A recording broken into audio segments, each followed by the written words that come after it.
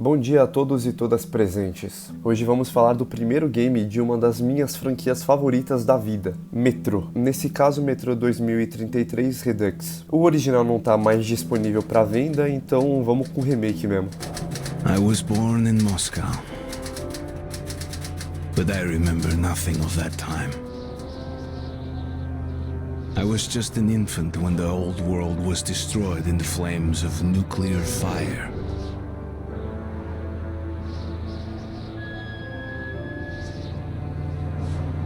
I, along with 40,000 others, were saved by retreating to the metro stations deep under the city.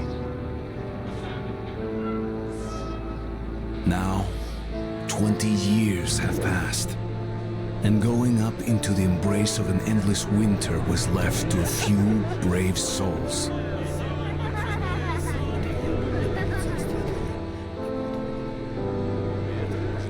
The metro was our home, and our fortress against the nightmarish mutants who roamed the tunnels.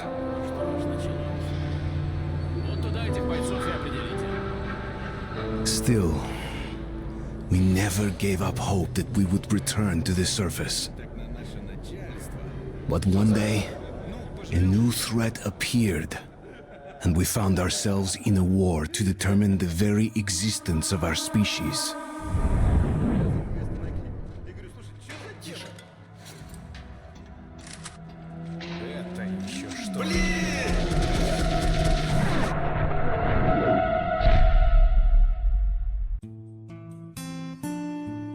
Depois de jogar ele, me veio uma vontade enorme de mostrar como temos aqui um exemplo de storytelling quase perfeito. Ele usa a sua estrutura de gameplay para contar a sua história, que nem BioShock faz. E isso vai me obrigar a resumir a história completa do game para dissertar um pouco sobre a sua moral. Mas vamos por partes. Eu acho bizarro como essa saga não tem a relevância que ela merecia. A temática dela já é fantástica por si só. A franquia toda é baseada numa série de livros russos de mesmo nome, e que, pra ser sincero, não sei se contam a mesma história dos jogos. Pelo que eu vi, o 2033 sim é a mesma história do jogo, aí o segundo livro não tem adaptado para os jogos, e o terceiro ele é só um pontapé pro Metro Exodus, que é o último jogo que lançou até agora. Eu quero começar falando como a ideia dessa saga é genial. Como em várias outras obras apocalípticas, a Terceira Guerra Mundial ocorre nesse mundo, mais especificamente no ano de 2013, ano de nascimento do nosso protagonista, Artyom. E como também em outras obras, o mundo exterior foi destruído e consequentemente totalmente irradiado, a ponto de não ser mais possível para seres humanos viverem na superfície da Terra. O ar não é mais respirável e alguns minutos em um local com radiação significava morte. Novos tipos de animais mutantes e vegetação surgiram devido à ação da alta quantidade de radiação no planeta, o que tornava ainda mais difícil de sobreviver. Além de que existem literalmente monstros no mundo agora. Te lembra alguma coisa? E agora vem a parte inteligente da série. Os humanos de Moscou, que é a cidade onde a história é situada, se abrigam no subsolo, bem parecido com o Fallout mesmo. Mas nesse caso é até mais foda. Aqui os humanos foram para os metrôs. E cada estação é tipo uma cidade agora, independentes, com comércios diferentes e qualidades de vida diferentes também. É algo que eu vejo muito acontecendo na vida real mesmo, tipo, se não dá pra morar na superfície, as pessoas iriam buscar viver no metrô. É algo que faz muito sentido. E lá tem uma capital chamada Polis. Essa é o último resquício da antiga civilização humana. Por ter mais recursos, é o único lugar onde a cultura é valorizada e onde se concentram os últimos cientistas vivos. Tem escolas para as crianças e também é onde muitas linhas se encontram, possibilitando bastante baldeação. E consequentemente é a maior estação do metrô de Moscou no game. Caralho, velho. Muito foda, mano. É como se tipo a Estação da Luz fosse a capital do metrô de São Paulo no apocalipse. Que ideia do caralho. E tipo, apesar dessa polis não existir na vida real, e algumas outras estações também não, a grande maioria existe ou é baseado no mapa de metrô de Moscou da realidade. Inclusive esse mapa aparece diversas vezes durante o game também. E tipo assim, ele foi completamente repaginado. É organizado de acordo com as facções que ocupam cada estação, havendo rivalidades, conflitos, comércios e alianças entre elas. Chega a ser bizarro a complexidade disso. Tudo é delimitado. O que talvez tenha causado um desperdício de oportunidade. Poderiam ter feito um mundo semi-aberto de livre circulação no metrô. Mas aí o orçamento teria que ser astronômico. Então a estrutura narrativa linear encaixou perfeitamente. Mas voltando para a história, no início do jogo já se passaram 20 anos desde que a guerra ocorreu. A mesma idade do nosso protagonista Artyom. Ele perdeu seus pais e agora mora em uma estação chamada Expedition com seu pai adotivo. Em português é Exibição o nome. As coisas que são mostradas para nós no início da história servem para mostrar como a vida no metrô é difícil e como ela tá um caos. Eu acho fascinante como o trabalho de ambientação desse jogo é feito. Eu ainda vou rejogar as duas sequências para ver se eles mantêm a mesma qualidade, o mesmo nível, mas esse é impecável. A maneira como os seres humanos sobrevivem aqui é muito plausível. A humanidade sempre busca se adaptar à adversidade para continuar sobrevivendo. E aqui não é diferente. A estação Expedition está devastada. As pessoas vivem em espaços pequenos, tudo é muito claustrofóbico. E há uma dificuldade para se obter recursos básicos quando se não é de uma estação relevante. Mas eu vou falar mais da ambientação depois. Os personagens falam que a Expedition tem sofrido com muitos ataques de mutantes ultimamente. Mas um tipo de mutante em específico chama a atenção. Os chamados Dark Ones. Já vou avisar que a escrita de Metro 2033 acompanha o nível da sua ambientação. É sensacional, mas também vou falar disso um pouco depois. A gente vê várias pessoas hospitalizadas e uma grande parte devido à ação desses tais Dark Ones. E olha que interessante, os NPCs descrevem que esses bichos causam confusão mental em qualquer um que tenha contato com eles. Literalmente causam demência. Destroem por completo a mente humana, e não há relatos de pessoas que voltaram ao normal depois de encontrarem um Dark One. Perdem totalmente o senso da realidade e, consequentemente, morrem depois de um tempo. Logo, o game já nos apresenta o seu vilão. No caso, vilões. Os Dark Ones representam uma ameaça muito maior do que qualquer outra, porque já é difícil enfrentar monstros mutantes mais fortes do que nós humanos. Agora, enfrentar um ser psicologicamente evoluído é algo muito mais perigoso. Se não podemos nem usar nossas mentes para enfrentar um alvo, como vamos vencê-lo? A humanidade sempre sobreviveu e controlou o mundo, não por sua força física, mas por sua inteligência avançada. Com um inimigo que destrói esse atributo, provavelmente a humanidade será extinta. O roteiro também é bem interessante nesse sentido, porque isso é algo implícito. A situação é tão crítica que o Artyom não tem nem tempo de pensar. Ele nem absorve direito o que está acontecendo. Em um certo dia, o seu pai adotivo acorda dizendo que tem um amigo dele chamado Hunter vindo visitar a Expedition. E isso é importante porque ele é um Ranger, um soldado de elite de uma ordem dos metrôs chamada de Esparta. Eles prometeram proteger os metrôs de qualquer perigo que possa aparecer. Cada um de seus seletos soldados equivale a quase 10 soldados normais. O problema é que não há muitos deles. O Hunter vai até lá para tentar ajudar na linha de frente, atendendo o pedido que o pai do Artyom fez. E aí ele explica a situação dos Dark Ones pro Hunter. Nesse momento, o Hunter ele fala algo que vai ser muito importante pro final e pro desenrolar da história. Dark Ones. Well, whatever in hell they are, my order has a motto. If it's hostile, you kill it. É importante vocês se lembrarem, se é hostil, você mata. Um lema da Ordem dos Rangers. Eles são atacados por topeiras mutantes conhecidos como Nosálises, e depois, soldados avisam que Dark Ones foram avistados vindo em direção à Expedition. Então o Hunter decide enfrentá-lo sozinho. Mas antes, dá a sua dog tag para o Artyom, que é aquele colar militar que cada soldado tem, sabe? E diz que caso ele não volte até o dia seguinte, era para Artyom entregar ela a Miller, que era o líder dos Rangers, na Polis, como forma de comprovar que Hunter realmente o enviou. A Polis, como eu já disse, é como se fosse a capital dos metrôs de Moscou no game, a maior estação e a mais poderosa. É onde os Rangers se encontram, e contando sobre a situação dos Dark Ones, para o conselho de Polis, poderiam mandar ajuda. O problema é que Polis fica extremamente longe, e como esperado, Hunter não volta. Agora começa de verdade o game. Eu quero pontuar algumas coisas antes de falar sobre a história em si, que assim, o nosso protagonista no game ele é mudo, porém em diversas partes do jogo é deixado implícito que ele conversa assim com os personagens da história. Os desenvolvedores só optaram por deixá-lo sem fala durante a gameplay como uma escolha diferente da narrativa, uma escolha alternativa. E para ser sincero, no início me incomodou um pouco, mas depois funciona muito bem. Eu imagino que isso tenha sido intencional, mas eu não tenho certeza. Cara, o fato do Artyom não falar é algo que deixa a campanha extremamente imersiva. Nós, fora do game, não podemos falar com os NPCs, obviamente, e Artyom também não. Eu me senti muito na pele dele por causa disso. Os únicos momentos em que ouvimos a sua voz é quando estamos numa tela de loading ou de espera para trocar de capítulo, onde o Artyom fala brevemente o que está pensando e resume algumas coisas. E outro elemento importantíssimo que complementa essas falas do Artyom nas telas de load, são os diários dele que encontramos durante a campanha. Eles são os únicos colecionáveis de Metro 2033, mas são essenciais para compreender a história. Nesses diários, o Artyom ele expressa tudo o que ele sente e relata o que vê da sua maneira. E isso vai nos ajudar a entender o final da obra também. Na minha visão, se você não lê todos esses diários, não tem como ter a experiência completa do jogo. Artyom já não se expressa muito nas telas de carregamento, então ficar sem ler os diários é deixar de entender a psique do personagem. Além de que isso instiga o player a explorar os mapas, a buscar lugares que você nem imaginava que poderiam ser acessados. Outra coisa, segundos antes do pai do Artyom entrar no seu quarto e chamá-lo para ver o Hunter, ele estava olhando fotos de diversos locais do mundo antes de tudo ser destruído, o que já mostra que ele tem um grande desejo de poder ir até esses locais, ou seja, sair dos metrôs, mas isso é impossível, certo?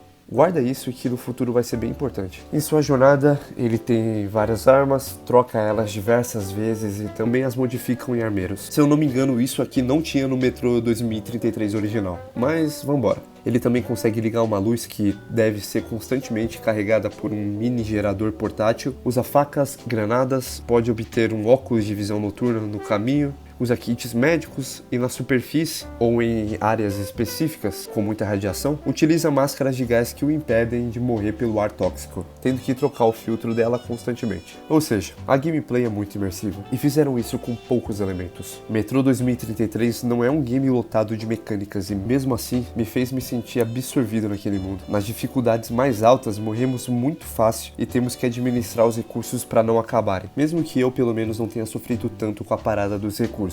A caminhada de Artyom até Polis é muito longa, o que nos dá a oportunidade de explorar muitos lugares e estações, no caso, cidades do metrô russo pós-apocalíptico em capítulos diferentes. Outra decisão narrativa que eu acho que eles acertaram bastante é que os capítulos são muito bem definidos, não são muito longos, não há encheção de linguiça e tudo é muito direto ao ponto, às vezes até demais. Isso facilita a compreensão rápida do que está acontecendo e também é bom por outro motivo. Houve um foco maior no level design dos capítulos, alguns são só de ação, tiroteio ou stealth, e outros são só de diálogo, exploração ou descobrimento de uma nova estação. E caralho, eu já disse, mas vou dizer de novo, a ambientação desse jogo é absurda. Agora soma isso com o level design que beira a perfeição. Tropa, eu acho que quem não jogou não vai ter noção disso, mas só o mapa onde ocorre a guerra dos comunistas contra os nazistas e o nível da Cursed Station dão um pau e um sacode em, sei lá, na maior parte dos mapas de todos os jogos de tiro da indústria. Claro, na minha opinião. Tipo assim, nesse mapa da guerra, eu tentei fazer tudo no stealth, mas tinha uma hora que pra mim ficou impossível, então eu acabei matando boa parte dos inimigos e aí eu voltei pro stealth no final.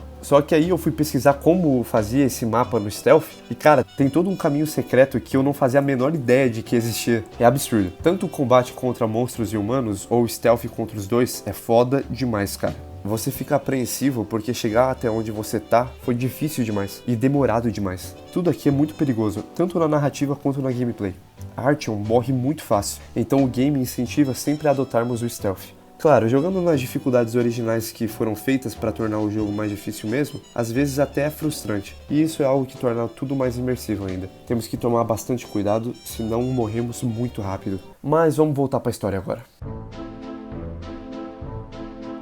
Temos uma missão bem definida, chegar até Polis e alertar o perigo que a estação Expedition e consequentemente todo o metrô corre. E também temos nossos vilões bem definidos, os Dark Ones, que destroem as mentes humanas. Após o primeiro capítulo, Artyom se alista para ser guarda de uma caravana que vai até Riga, uma cidade próxima com a qual a Expedition tem contato direto para comércio. Exploramos um pouco mais da nossa estação natal e vemos como as pessoas estão acostumadas a viver em espaços pequenos e como se contentam com pouco, se divertem com o que dá e sobrevivem com o que tem. E de novo, que ambientação do caralho. Nos equipamos e então partimos para Riga. Supostamente o protagonista teria que voltar, mas óbvio que ele não planejava isso. No caminho para Riga, eles têm que usar um túnel não usual porque o original colapsou. O problema é que esse novo trajeto é conhecido por um dos caras que tá indo com a gente por ser bem estranho, assustador e adivinha o que vem depois. Algo estranho aparece. Uma esfera de luz surge fazendo eles ficarem tontos e depois perder a consciência. Artyom, desacordado, tem uma visão. Era Hunter quando foi enfrentar o Dark One. Ele atira na criatura e ela revida. Aí o ser sombrio enxerga Artyom e se aproxima dele. Mas como isso se foi no passado?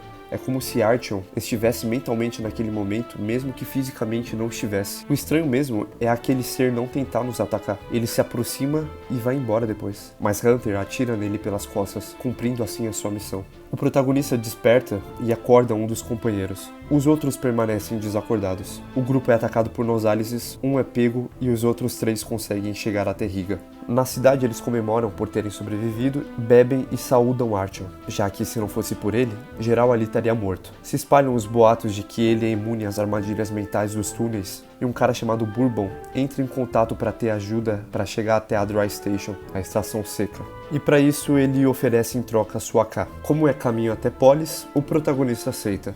Dá para notar alguns detalhes também na estação de Riga, pessoal. A arquitetura é diferente, dá para ajudar uma criança, um mendigo e até ser iludido por uma prostituta. Você vai ficar com ela e do nada se fudeu, era uma emboscada e levaram todo o seu dinheiro. É, meu amigo, a vida não é um morango. De volta aos túneis, puta merda, que ambientação do cacete. Encontramos alguns bandidos, o que significa uma sessão de tiroteio ou stealth. No stealth podemos matá-los ou não. Eu decidi sempre poupar o pessoal porque isso influencia no endgame. Depois somos atacados, quase caímos dentro de um trem e algo estranho acontece de novo. Nós entramos em um tipo de cemitério, na real é mais um lugar lotado de radiação, onde corpos são descartados e esgoto é jogado. Só que começamos a convulsionar de novo, começamos a perder a consciência, ter uma visão. Que nem da outra vez, mas agora estamos em um corredor escuro e uma porta vermelha nos puxa para trás. Provavelmente é a morte ou a perda da consciência total. E ao olhar Bourbon abrindo um portão de metal na vida real, o vemos ao mesmo tempo na visão também. Ele está sendo seduzido e desmaia. Artyom tenta puxá-lo para fora do portão, mas não vai conseguir pela força maior que o portão de trás está exercendo. Até que então, uma mão estranha nos puxa. Era novamente um Dark One, mas dessa vez ele nos ajuda. Confuso, né? Somos atacados de novo e entramos na estação Mercado. Acho que eu nem preciso contextualizar ela, né? Literalmente o nome da estação é Market. Bourbon tava devendo uma rapaziada por lá, então ele suborna os porteiros para nos deixar ir até a superfície. Parece loucura, né? Mas essa é a única maneira de escapar de lá. Ele não tinha dinheiro para pagar seus agiotas e conhece um caminho pela superfície para chegar à Dry Station. Os porteiros abrem o portão, detalhe para a cautela absurda deles ao fazer isso, já que estariam se expondo possivelmente a monstros ou radiação. E então temos um momento muito especial. Pessoal, aqui temos a primeira vez que Artyom volta à superfície em 20 anos de vida, desde que perdeu sua mãe. Onde há destruição, ele enxerga beleza. Bem-vindo ao lar, Artyom. Agora Bourbon nos apresenta os demônios. São mutantes híbridos de morcegos e tigres que ocupam o topo da cadeia alimentar desse novo mundo. Equivalentes aos Deathclaws de Fallout, só que no mundo de metrô. Não andam em bando, são muito fortes, praticamente esponjas de bala, não adianta ficar tentando matar eles sempre que você vê um, porque senão seus recursos vão pro caralho. E podem voar também, o que os torna únicos. Se lembrem deles porque eles vão ser relevantes no futuro. Por enquanto, o que você precisa ter noção agora é de que há uma analogia implícita de que agora quem domina a Terra são demônios. Ou pelo menos quem está no topo da pirâmide hierárquica são eles. Enquanto o que era para representar a imagem e semelhança de Deus, os seres humanos, estão vivendo abaixo dela. A dupla em certo ponto se separa e nosso personagem precisa passar por ruínas para encontrar o seu companheiro. E de novo, algumas coisas estranhas começam a acontecer. Alguém está falando com ele na sua mente.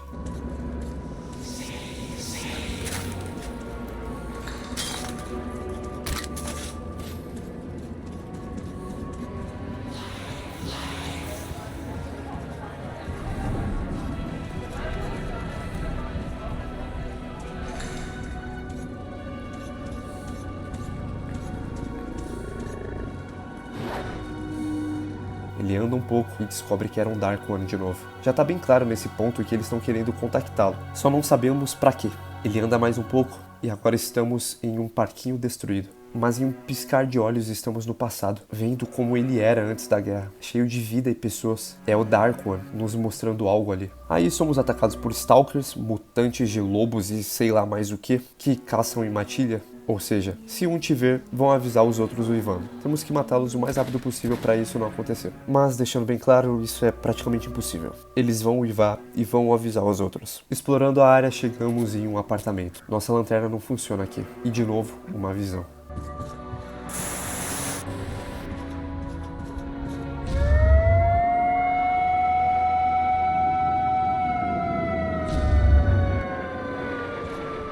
Essa é uma das cenas mais lindas e significativas do jogo.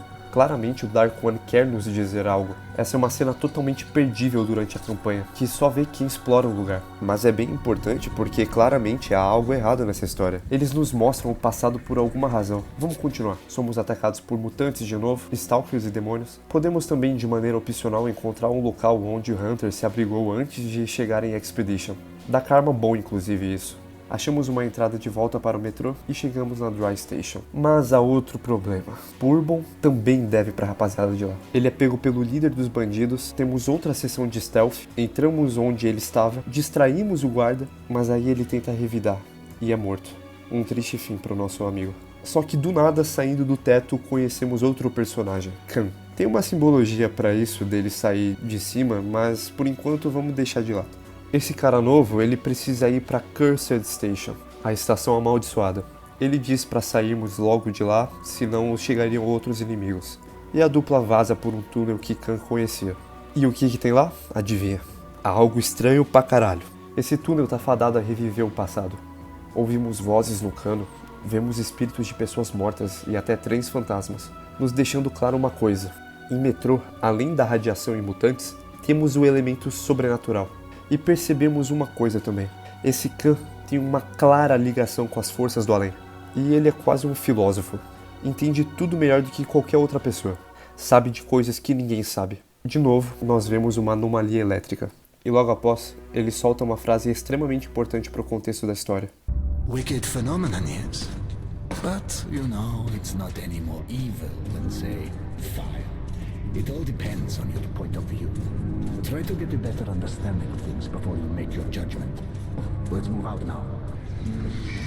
Essa frase vai aparecer de novo, então citamos ela depois. Matamos uns bichos, subimos em um daqueles rail cars, esse veículo de trilho que eu não sei qual que é o nome, e vamos para a Cursed Station. Como já diz o nome, a estação é descrita como amaldiçoada. O povo de lá vive na miséria, fome, sujeira e conta com frequentes ataques de mutantes. E quando chegamos lá está acontecendo um. Rapaziada, talvez esse seja o meu mapa favorito de Metro 2033. É genial. Precisamos cruzar a estação e explodir duas entradas por onde bichos estão vindo. A parte genial aqui, que na real é bem simples, é que como tá vindo monstro pra caralho, a tropa toda tá agrupada no início da estação. Então se estivermos sendo perseguidos por um ou por um grupo de bichos, podemos voltar correndo até eles que eles vão nos ajudar e começar a meter bala doidado. Foda pra caralho. A gente explode tudo lá, Khan nos leva até um antigo santuário, relembrando que mesmo no apocalipse, as nossas crenças permanecem inabaláveis e é isso que nos torna humanos. Basicamente são os roteiristas dizendo que realmente esse cara tem algo a mais com a espiritualidade. E há um caminho por lá que nos leva até a estação Arsenal, onde devemos falar com um amigo dele, Andrew o Ferreiro, que vai nos ajudar a chegar mais perto do nosso objetivo. Khan não pode mais ir conosco porque precisa ajudar a cuidar da estação. É quase um anjo mesmo. Ele aparece quando as pessoas mais precisam. Chegando na outra estação, temos um contexto político interessante. Os Reds, que é o Partido Comunista do metrô, tomou conta de lá. O que é estrategicamente muito bom, visto que essa é a estação do metrô que produz a maior parte das armas de lá. E eles estão em guerra com o Quarto Reich, os nazistas do metrô. Os Reds estão em choque, numa neura de que qualquer um lá pode ser um espião nazista, e confundem o Artyom com um. Ele foge, é encontrado pelo Andrew, que o salva e arranja um transporte onde o protagonista deve ir escondido até a zona de guerra entre o Reich e os Reds. Chegando lá, ele cai do veículo e temos aquele mapa da ponte que eu falei antes, dos nazis contra os comunistas. Fantástico. Em um certo ponto, nós somos pegos por nazistas. 2 Rangers nos salvam e um deles, Uma, mata os inimigos que estavam prestes a matar a gente. Aí nós mostramos a log tag do Hunter e automaticamente a missão deles vira nos levar a Miller. Até porque, dar notícias de Hunter aparentemente seria algo mais importante do que a missão que eles tinham naquele momento. Então Uman e Pavel, o seu companheiro, concordam em nos levar até a cidade de Polis. Mas para isso, iriam somente Artyom e Pavel até Black Station em um carro de trilho armado para encontrar o Uman depois que ele terminasse a sua missão inicial. Eles não falam qual que é essa missão, então vamos ignorar. Aí a gente tem uma sessão muito foda de dar bala em geral. E é bem interessante que mesmo sendo um shooter, Metro consegue variar muito bem a sua gameplay, sem deixar ela ser enjoativa. Pelo menos aqui no 2033 é assim. Pavel é morto e de novo perdemos mais um companion. Indiretamente, é o game mostrando de novo que a missão de Artyom é maior do que qualquer indivíduo. Acabamos numa queda gigante, nosso carrinho descarrilha e voltamos a seguir a pé. Nós chegamos em um posto que estava servindo de barricada contra mutantes, mas tem alguma coisa errada, como no jogo inteiro sempre teve. Tipo assim, tem uma onda de choque que fica desmaiando geral lá. Os que acordam lutam contra os monstros e de novo a onda de choque aparece. Quando acordamos, todos estão mortos. E o capitão daqueles soldados, que também tá nas últimas, nos dá a missão de irmos até o transmissor de rádio deles para transmitir uma mensagem destinada a Polis, que vai avisar sobre a quantidade massiva de monstros vindo. Como também queremos ir para Polis, não tem o porquê não transmitir. Depois de encontrarmos mutantes de roedores que atacam rapidamente em bando e se escondem, esse nível também é absurdo, encontramos uma criança sozinha. Levamos ela até a sua estação e encontramos a sua mãe. Ela nos oferece dinheiro por ter ajudado ela a achar o seu filho, mas nesse caso eu decidi não aceitar. Eles podem precisar no futuro. Um cara diz que para chegar até Black Station, por onde estamos, seria preciso passar por uma entrada na superfície. Só que tá lotado de nazista e tem um ninho de demônio lá também. Então temos outra sessão de stealth que é um pouco diferente, porque os caras ficam brigando com o demônio. Transmitimos aquela mensagem do comandante no rádio e depois chegamos a Black Station. Temos talvez a maior sessão de stealth da campanha inteira aqui. Nossa, os levels design desse jogo são muito bons. Eu não vou falar muito porque esse vídeo já tá enorme, mas dá pra ir por debaixo dos trilhos, por cima pela ventilação, dá pra cortar a luz, é muito foda. Encontramos uma e fugimos de lá. Finalmente estamos chegando em Polis. Na transição desse capítulo para o próximo, temos outra visão. These are not the usual mutant creatures. This is something else. Something much worse. Fear. We're weak. We'll die.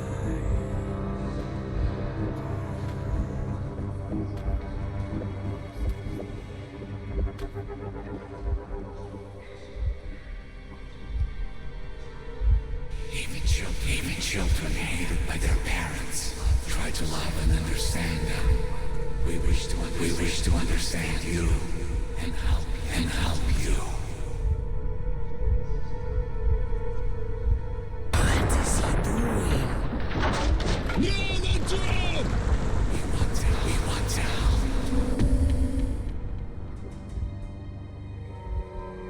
Wicked phenomenon, yes?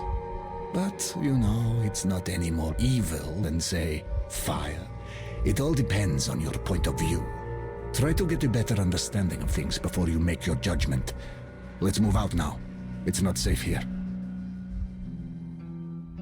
Olha a estrutura dessa visão, rapaziada. Primeiro ouvimos o Hunter com seu papo de que esses novos inimigos, Dark Ones, não são criaturas comuns, mas algo pior. No meio da visão, temos os próprios Dark Ones, que estão fracos, com medo e temendo a morte, provavelmente prevendo o seu destino, e dizendo que querem nos entender e nos ajudar. Calma que depois vai fazer sentido.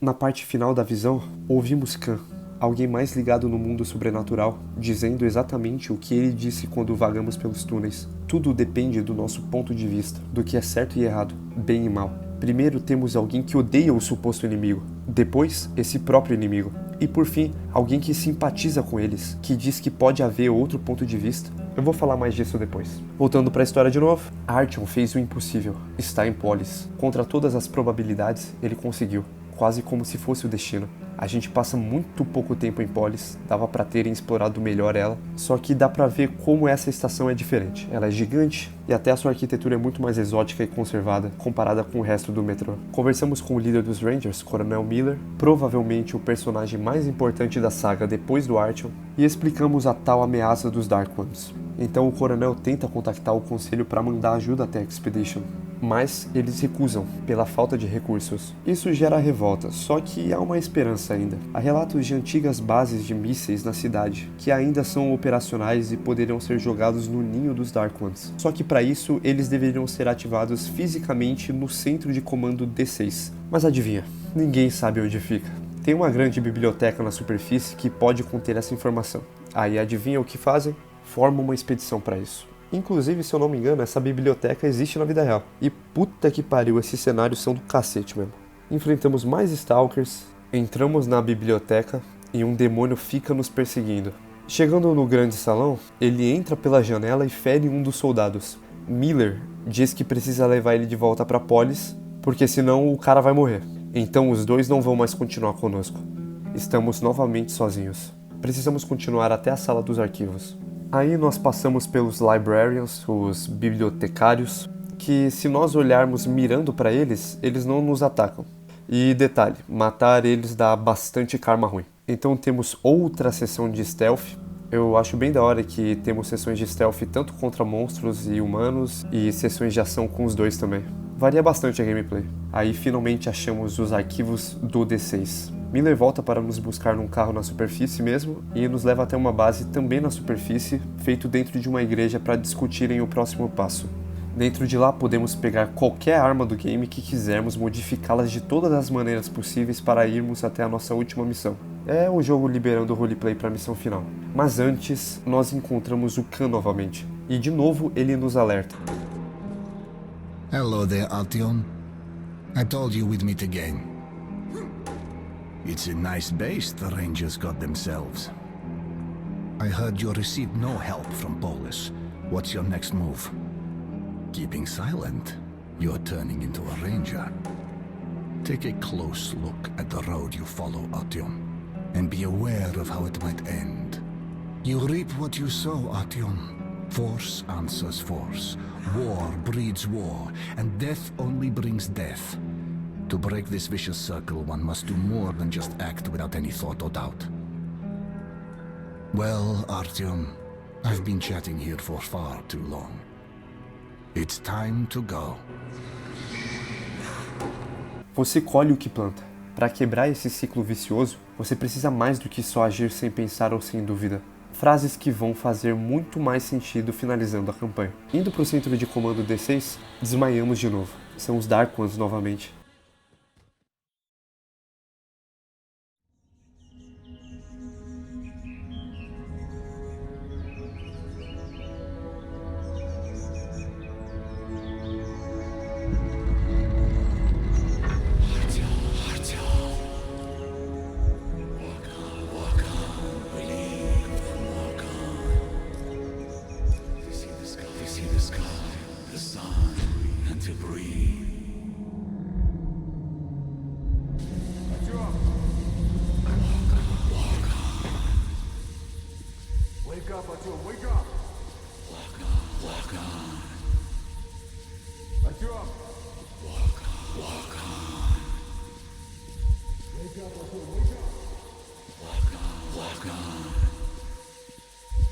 Artyom! Artyom! Artyom! Aqui nós podemos andar na direção dos Dark Ones ou na direção dos soldados. Estão disputando a nossa atenção e nós decidimos quem ouvir, quem seguir. Na minha run, eu segui o caminho dos Dark Ones, mas canonicamente ele vai até os militares. De novo, guarda isso que vai ser importante.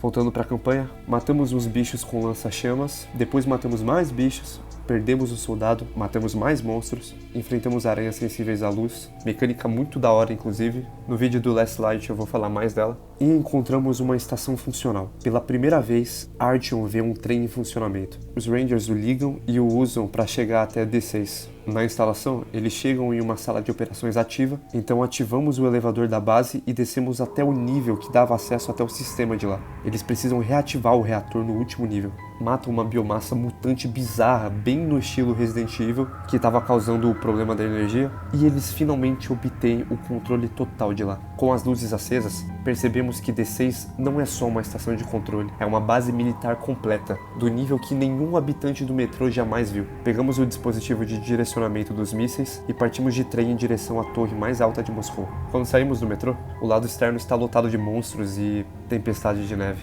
mas conseguimos chegar até a torre. Notem também, pessoal, que como o Khan já tinha dito, o Artyom está se tornando aos poucos um Ranger. Ele está saindo em missões com a Ordem de Esparta, está lutando com eles e inconscientemente ele vai se tornando um deles. Mas isso é assunto para outra hora. Artyom e Miller descarrilham o elevador e chegam até o topo rápido pra cacete. Então nosso protagonista realiza o impossível novamente, mas em uma escala muito maior. Está no topo do mundo, acima de tudo, acima de todos. Eles são atacados por demônios e Miller se fere, sobrando para Artyom completar a missão. Ouvimos Dark Ones e de novo somos contatados. Why are they here?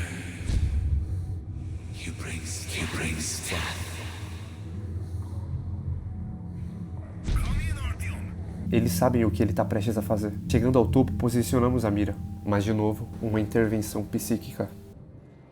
He's coming to destroy us. Why?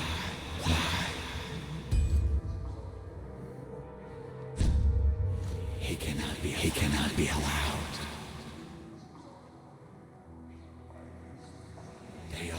They always do. They never change.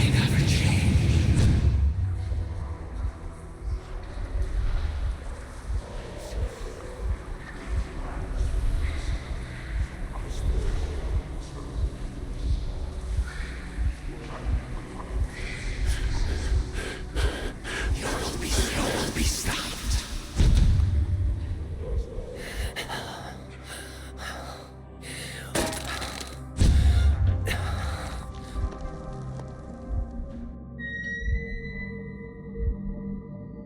Agora nós estamos numa fuga psíquica contra um Dark One, que claramente quer nos impedir ou nos matar. Provavelmente a segunda opção, sendo essa a primeira vez que um desses seres tenta ser nocivo contra nós, até que vemos Hunter.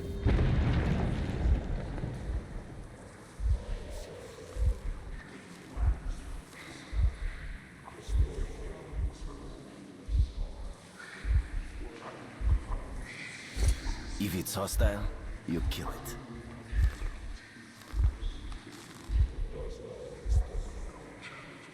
Stop him.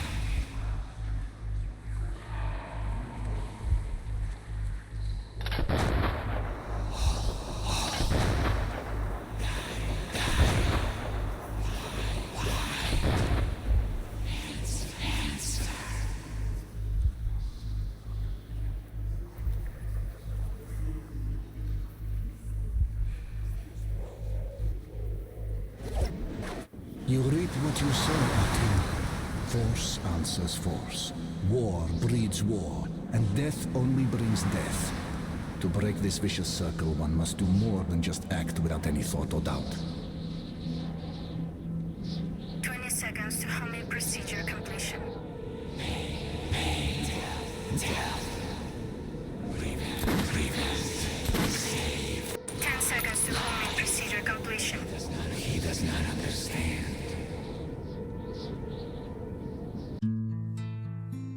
Matamos um Dark One, o que ninguém mais havia feito. Uma posição inalcançável. Ter o poder quase de um deus de decidir exterminar uma raça inteira com uma escolha. Mas antes de dissertar sobre o final, bora ter uma breve contextualização. Toda vez que Dark Ones entram em contato com Artyom, ele sobrevive sem nenhum tipo de confusão mental. E outra coisa, eles não o atacam. Tem vezes na campanha que eles até o ajudam, como eu já disse.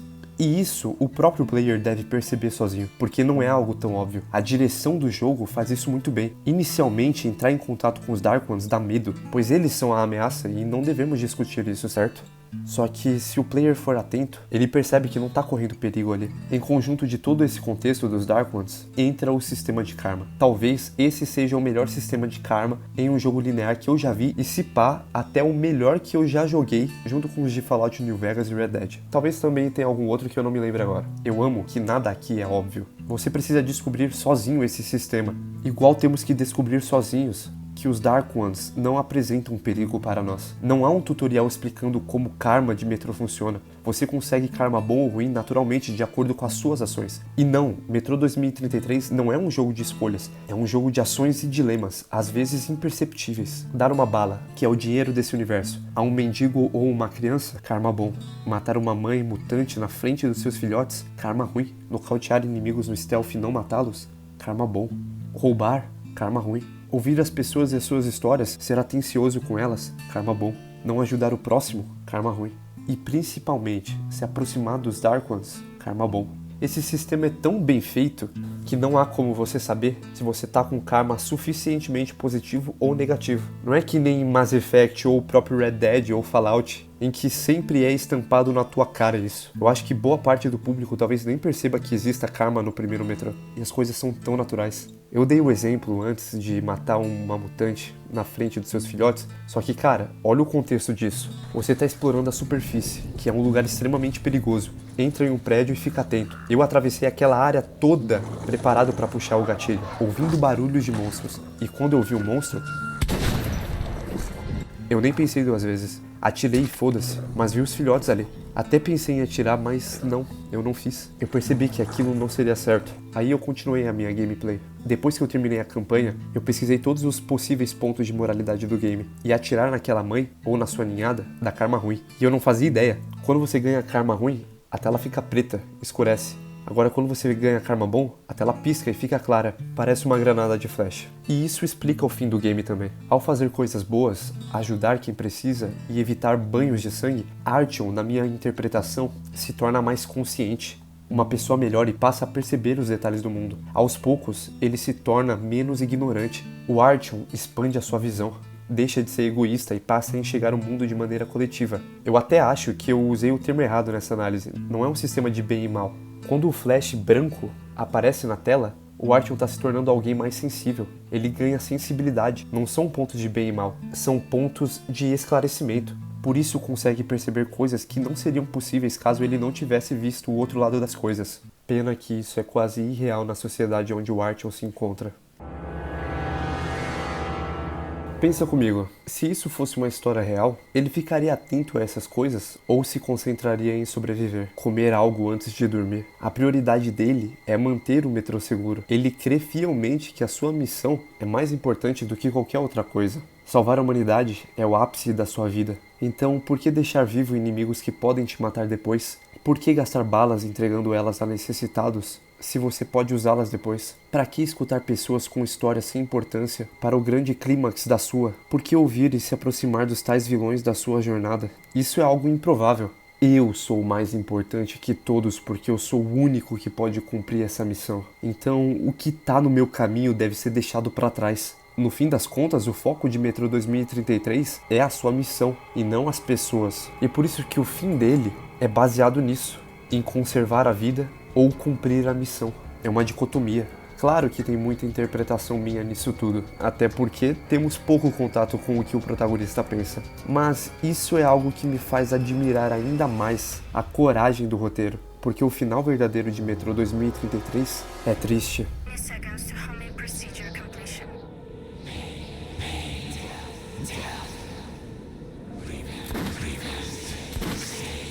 10 seconds to homing procedure completion. He does not understand. He can stop. 5, 4, 3, 2, 1. Homing procedure complete. Artyom, the missiles are in flight!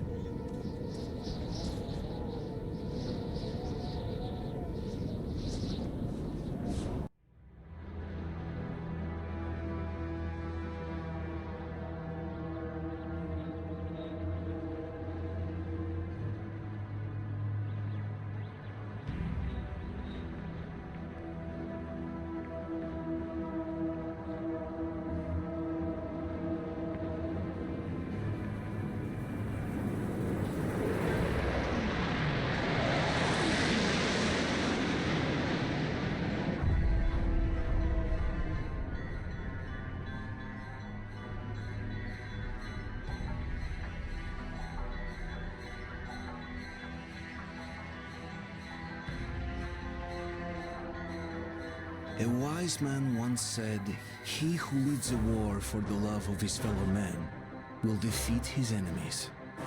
I led my war protecting my family and friends, protecting my home, the metro. We had won. But to this day, I wonder, when we burned the Dark Ones from the face of the earth, was something lost as well?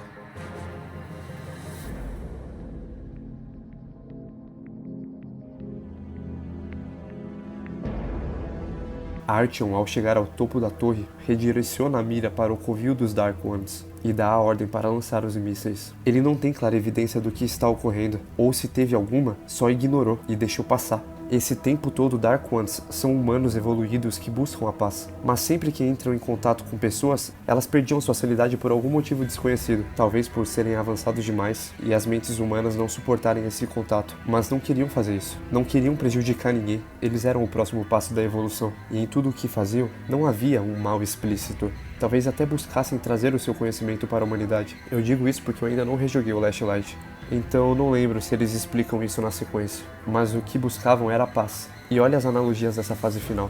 O que nos é mostrado no início? Como Artyom desejava sair dos metrôs, queria conhecer o mundo afora, almejava subir. Ele viveu a vida inteira abaixo do solo, literalmente sempre esteve na base, e no fim ascende ao topo, chega aos céus de Moscou, onde ninguém mais conseguiu. Não está no chão onde o povo mora, mas nos céus. Ele sai do inferno abaixo e sobe até o paraíso, como um messias para matar o seu inimigo e supostamente fazer o bem, ostentando um poder divino. Algo que colabora com essa minha interpretação é que nessa nossa subida ao topo, nós enfrentamos os principais monstros desse universo. E qual é o nome deles? Demônios. Olha só, cara, a simbologia de gênio que o jogo faz. Nós somos um ser que vem do abismo, lutando contra demônios, subindo ao céu para matar o inimigo, o suposto diabo. Mas no fim, esse inimigo era do bem. Nessa analogia, era um deus. Então, os papéis se invertem. Aqueles que chamávamos de demônios estavam protegendo o divino. E nós, ao tentar os matar, nós nos tornamos o demônio, mesmo inconscientemente. E eles são os anjos protegendo os céus. Somos alguém nascidos na superfície, jogados para baixo pelos nossos próprios erros e pecados. Te lembra alguém? E quem ocupa o nosso lugar agora são aqueles que julgamos ser do mal. Quem nos colocou nessa situação foram os próprios seres humanos com guerras nucleares. Se destruirmos o mundo, temos direito de governá-lo ainda? Os demônios não estariam protegendo o planeta de nós? Eu sei que parece ser muita viagem, e talvez eu possa até estar errado, pessoal, mas tudo me leva a crer que realmente o ser humano é a retratação de diabos, e o Artyom, o próprio Satã, um anjo caído, nascido no topo, que busca voltar aos céus. A moral do jogo flerta muito bem com o divino, e como o ser humano é destrutivo. Lembra da cutscene que aparece os Dark Ones conversando, na última vez que somos contatados? Olha que inteligente. Nos é mostrado primeiro a guerra que nós mesmos causamos contra nós próprios. Humanos contra humanos, jogando bombas uns nos outros. Depois de novo guerra contra os monstros que nós mesmos criamos. Ela deixa claro que, diferente de Fallout, por exemplo, que é uma história sobre como a guerra nunca muda e suas consequências, Metro é sobre como a humanidade nunca muda. Há algo dentro de nós que é sempre destrutivo e sempre gera horror. Quando temos a oportunidade de expurgar o que é diferente ou considerado fora do padrão, nós o fazemos. No fim de tudo, temos uma raça inteira que foi exterminada por inocência, talvez preconceito. E com ele se foi um gigantesco potencial de evolução. O que confirma pra mim que eles queriam compartilhar os seus dons é a frase deles quando estamos indo pra D6.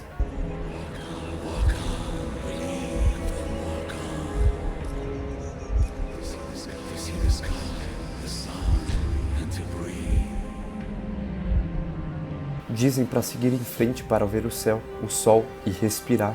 Ou seja, para poder voltar à superfície, de onde a humanidade vem, de onde nunca deveriam ter saído. Eles entram na nossa mente várias vezes durante a reta final porque estão desesperados, estão tentando falar conosco, mas não conseguem se expressar. Mas por que Artyom não era afetado, sendo que ele foi contatado mentalmente diversas vezes por eles? Não sei.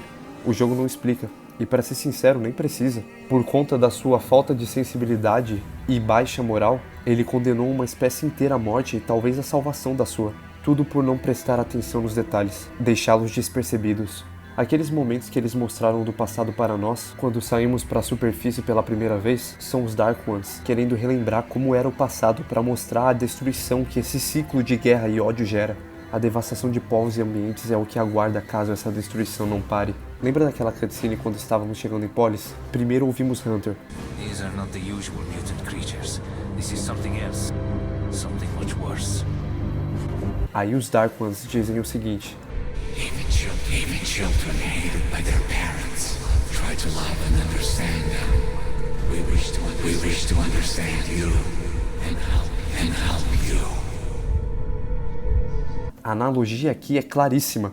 Como eles são o próximo passo da evolução humana, eles são a criança odiada pelos pais, querendo entender o porquê do ódio sem razão. E nós, os seres humanos, somos os pais. Logo após temos Khan falando o que ele diz nos túneis após vermos a anomalia. Wicked phenomenon, yes? But, you know, it's not any more evil than, say, fire. It all depends on your point of view. Try to get a better understanding of things before you make your judgment. Let's move out now. Não te lembra nada isso? Eu explico pra vocês. Quando matamos o Dark One no final, nós fazemos isso porque ouvimos o Hunter, ouvimos o que ele diz no início da história. If it's hostile, you kill it. Logo após ouvimos o Dark One. Stop him, stop him.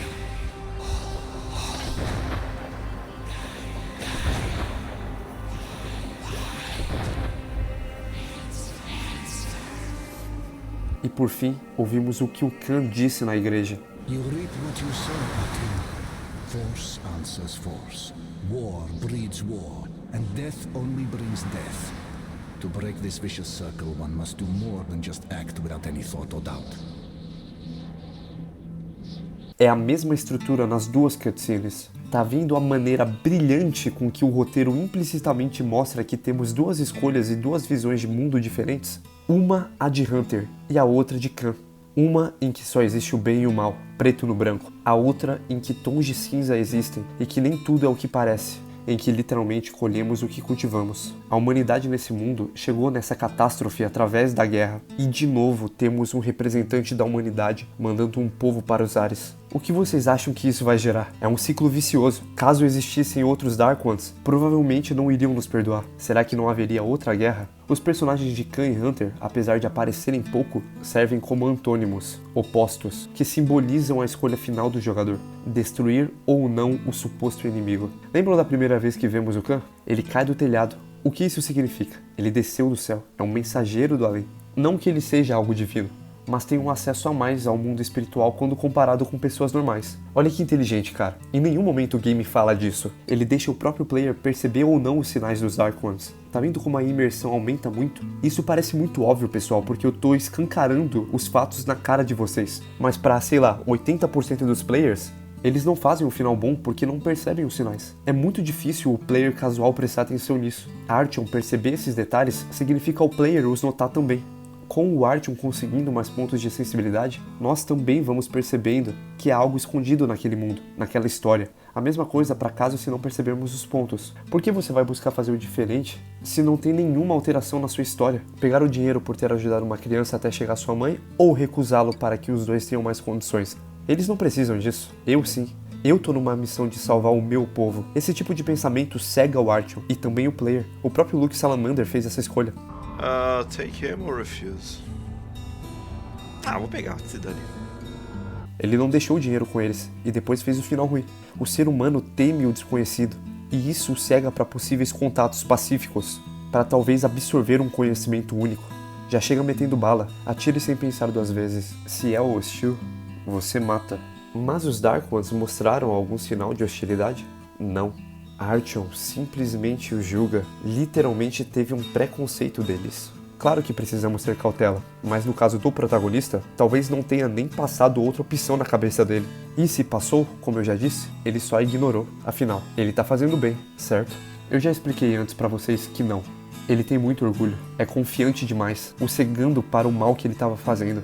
Mas, e se ele tivesse percebido que as coisas não são o que parece? O segundo final de Metro 2033 também é muito bom. Tendo um certo nível de karma bom e sensibilidade, ele descobre a verdade por trás dos supostos inimigos. Assim como no final ruim, ele acaba matando um deles, mas aí temos a opção de atirar ou não no dispositivo que ajeitava a mira até o covil dos Dark Ones. Se não fizermos nada, o final ruim ocorre de qualquer maneira, sendo esse o final em que ele decidiu ignorar as mensagens dos Dark Ones. Mas e se ouvimos o conselho do Khan?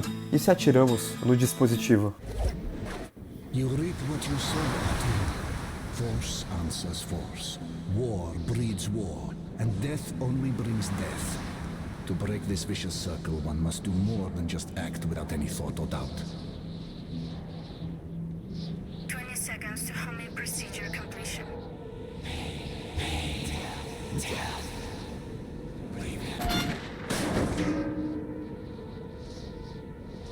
We want peace.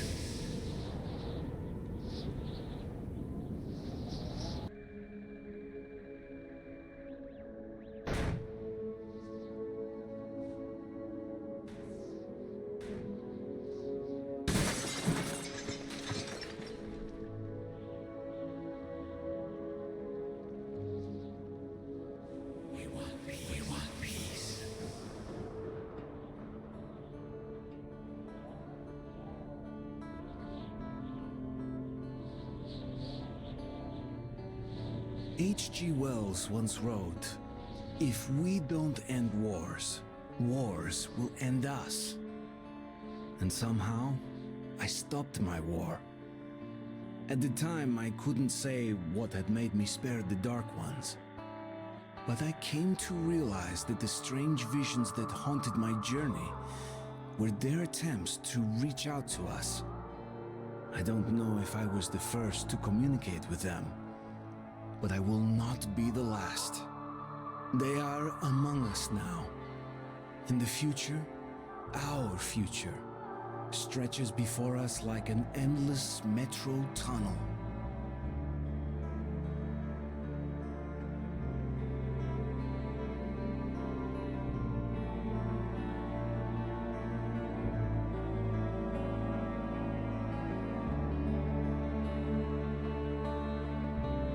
Esse pode ser um novo passo para a humanidade avançar.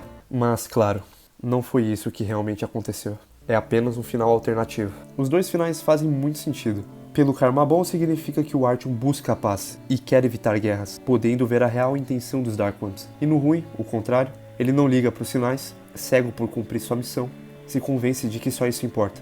Então, comete um genocídio em massa. Mas que linda história de Apocalipse, meus amigos. É diferente de tudo que eu já tinha visto. Metro 2033 já tem uma ambientação e temática que nos instiga muito a querer conhecer mais esse universo desde o primeiro minuto. E descobrir os seus fenômenos, personagens, monstros e locais é fascinante. Não tem palavra melhor para descrever.